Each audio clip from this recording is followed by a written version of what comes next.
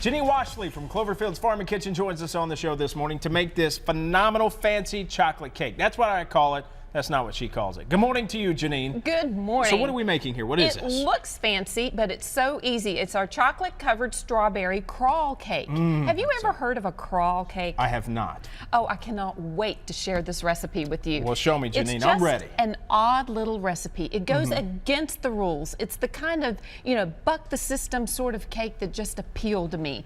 And I wanted to show it to you because I just think you'll appreciate this. All right, okay, let's get you know started. how with cake batters, we typically want to add air. Air makes a cake rise. Sure. Oh, in this case, we don't want to add air. So we've got a few little odd steps that I'm going to walk through with you. Okay. So we start with our eggs. Okay. Which is typical to pretty much any recipe. 4 eggs? 4 eggs, and we cannot use a whisk. So we have to use a spoon, or you can use, any implement that's flat, just so you don't add a lot of air. So grab that and just start breaking up the yolks. Okay. Just don't add air. That's exactly key, right? Okay. That's right.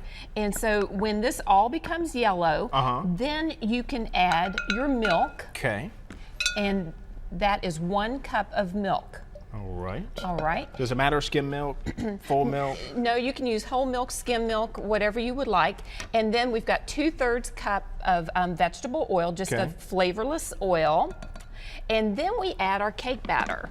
And that's right here. And that's a chocolate fudge. That's a chocolate fudge mix. And then stir that up very slowly.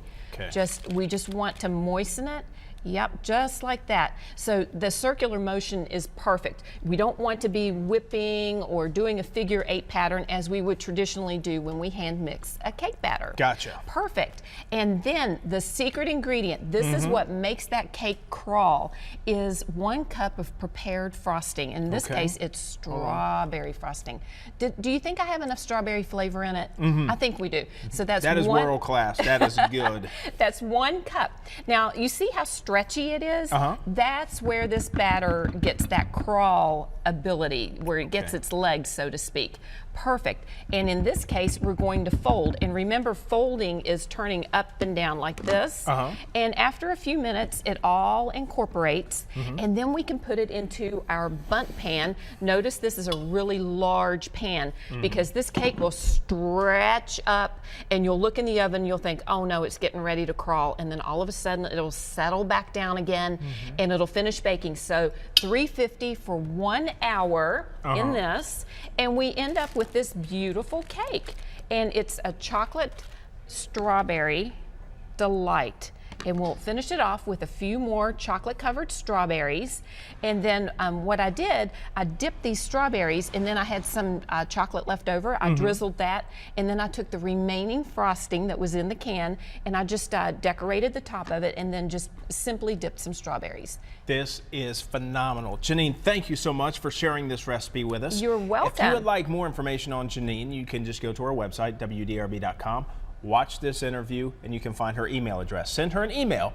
You will send the recipe, correct? I sure will. I'll also send a recipe for some comforting rice pudding and a delicious apple dumpling that uses the prepackaged crescent sheets. All right, sounds good. Janine, always good to see you. Thank you so much for your time. It's always a pleasure.